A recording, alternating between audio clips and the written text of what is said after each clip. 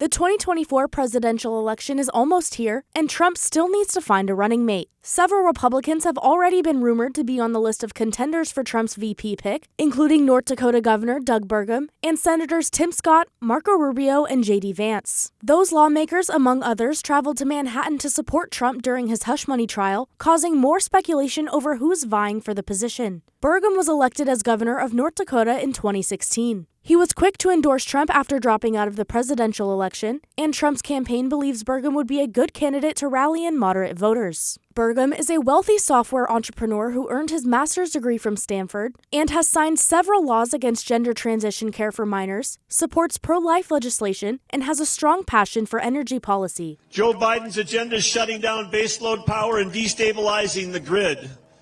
So if you want to avoid an era of Biden blackouts, let's send President Trump back to the Oval Office. Strategists say it's hard to predict who Trump will choose, but other strong contenders include Senators Tim Scott and J.D. Vance. South Carolina Senator Scott came into the national spotlight in 2013, becoming the first African-American Republican senator in over 30 years. Scott is an avid supporter of police and judicial reform, calling Trump's bipartisan First Step Act a victory for criminal justice reform. We need a president who will unite our country. We need Donald Trump.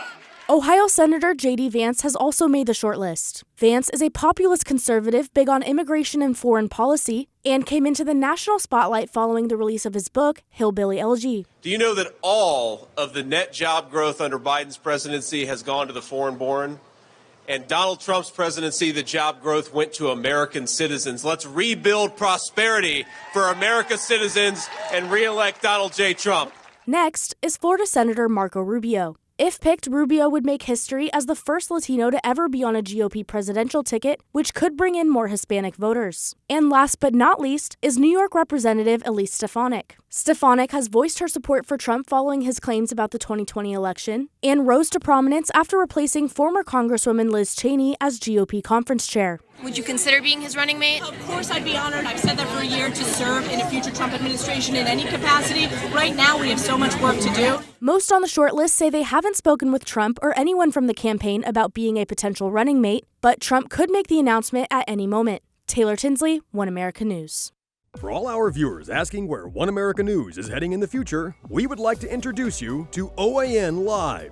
OAN Live is the best way to stay up to date on all of the hard-hitting, straight-shooting, national and international headlines. And the best part is, OAN Live is only $4.99 per month.